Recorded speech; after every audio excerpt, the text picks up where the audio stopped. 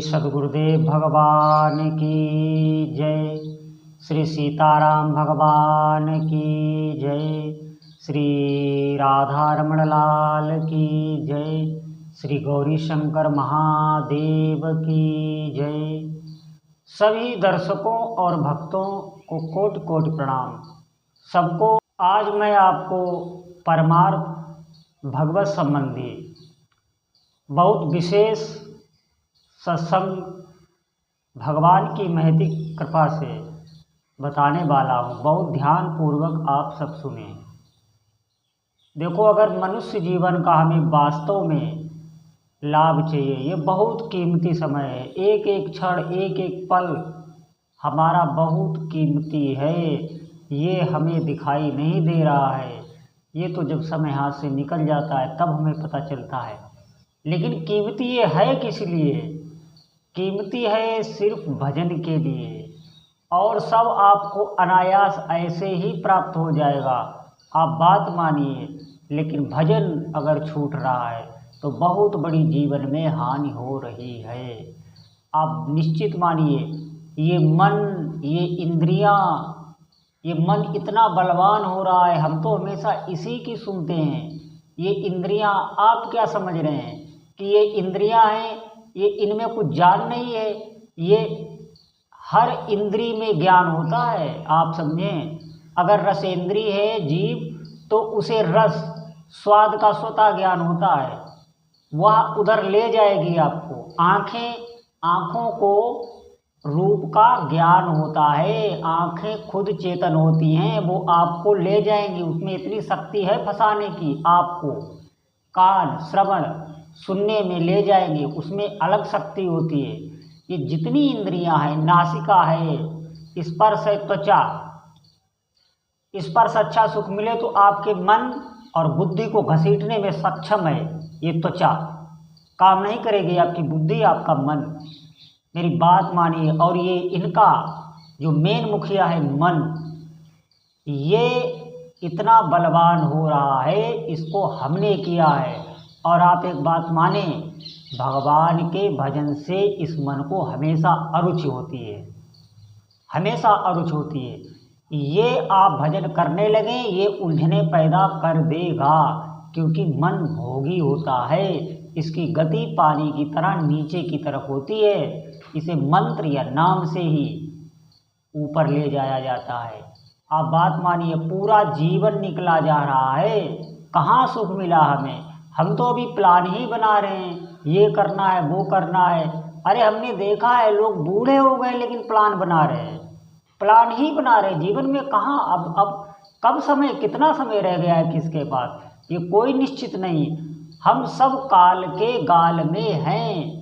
ये सत्य बात मुझे आपको अवगत करानी है।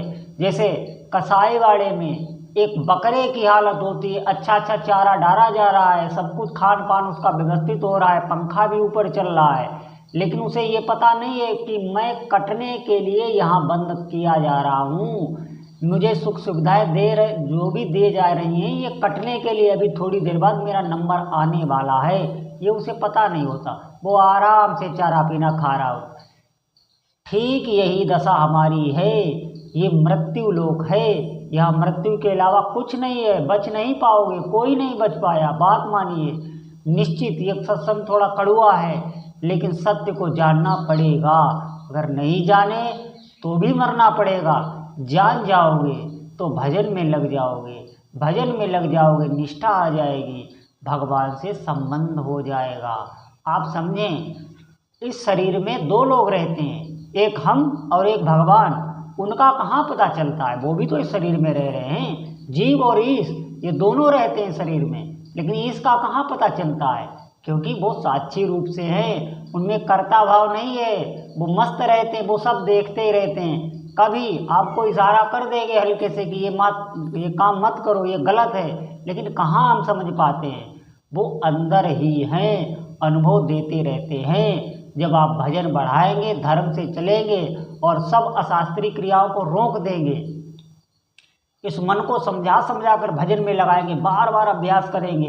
इस मन को ही संसार से हटा के भजन में लगाया जाता है। इसी को अभ्यास कहते हैं, इसी को वैराग्य कहते हैं। जितने अंश में मन भगवान में लगता जाता है उतने अंश में ये संसार छोड़ता जाता है। जैसे मन अगर 40% भगवान में लग गया तो 60% संसार में रह गया, तो 60% ही ये जीवित बचा। इसे सच्चे सुख की अनुभूति भगवान में ही होती है। ये बात गांठ बांध लें। निज सुख बिन मन होय किथीरा। जब तक भगवान का सुख इसे नहीं मिलेगा ये स्थिर नहीं होगा। आप देखें, मन कभी भी स्थिर नहीं होता, कभी भी स्थिर नहीं होता। आपको जो भी सुख अच्छा लगता हो आप उसे भोग कर देख ले, थोड़े दिन में उसी भोग से आपको अशांति होने लगेगी। मैंने देखा है लोगों ने मनपसंद शादियाँ की लेकिन फिर भी उनके जीवन में क्लेश हैं। उन्होंने मनपसंद भोग भोगे लेकिन बाद में उन्हें दुख ही मिलता है, और ये करते करते हमारा जीवन निकल जाता है। पशु भी तो भोग भोग रहे हैं। मनुष्य जीवन का अर्थ अगर भोग है, इन इंद्रियों के साथ ज़्यादा व्यवहार मत रखो, इनसे भोग भोगो, लेकिन भगवान को अर्पित करके हमें वही खाना चाहिए जो भगवान को भोग लगता है। निश्चित मानिए बहुत जल्दी सिद्धि आपको मिल जाएगी, भजन आपका आगे बढ़ता चला जाएगा। हम सात्विक आहार लें, भगवान के भजन में अगर आपका मान लिया आपका कोई व्यसन लग गया है अशास्त्री, तो आप कम से कम अंदर से कोशिश तो करें, उसे गलत तो समझें, उसे सही मानकर ना भोगें और अंदर से पीड़ित रहें, भगवान आपकी सुन लेंगे। यद्यपि अगर कोई विषयी भी है और भगवान का भजन कर रहा है, भगवान के भजन में उसकी प्रीति है, तो वो उसे उसके विषय भोग अपने यहाँ छूटते चले जाते हैं, वो सही रास्ते पर आ जाता है। लेकिन हमें भजन में लगना तो होगा। ये मन लेकिन करने नहीं देगा। एक बात ये भी है, ये मन भजन करने नहीं देगा। आप देख लें, अपने हृदय में विचार कर लें कि कितना भजन ये मन करने देता है। आप इस मन को बार बार भगवान में लगाएं और भगवान से प्रार्थना करें, सत्संग सुने। सत्संग और भजन ये दोनों साथ साथ चढ़ते हैं। अगर आपने सत्संग छोड़ दिया तो भजन नहीं होगा, निश्चित मानिए, क्योंकि ये इंद्रियां तो 24 घंटे बहिर्मुख रहती हैं। आप देखना 24 घंटे ये आँख कुछ ना कुछ देखने की इच्छा करती रहती है, कान कुछ ना कुछ सुनने की इच्छा करते रहते हैं, जीवा कुछ ना कुछ खाने की इच्छा करती ही रहेगी, त्वचा कुछ ना कुछ स्पर्श कराने की कुछ स्पर्श ही चाहेगी त्वचा, नासिका कुछ ना कुछ गंध इसे चाहिए।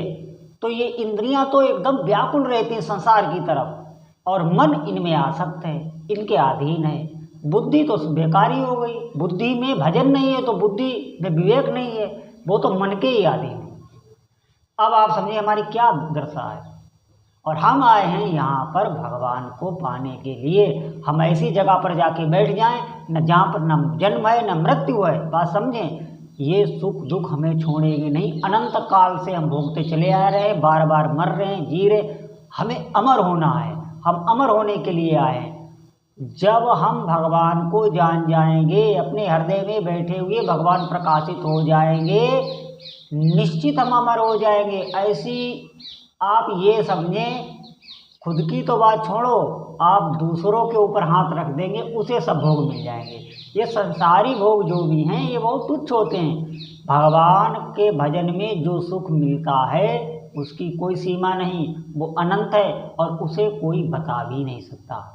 इसीलिए तो परमार्थ की बातें सबको समझ में नहीं आती और कोई बता भी नहीं सकता, क्योंकि वो बताए कैसे? जो अनुभव करने वाला है, जिसने अनुभव किया है, वो कैसे बताए?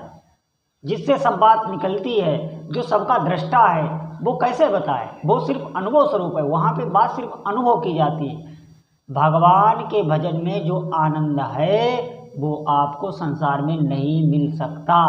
और इस शरीर और इंद्रियां और मन अगर इनमें ही लगे रहे, संसार भोगते रहे, तो मृत्यु निश्चित है, क्योंकि शरीर तो मरेगा।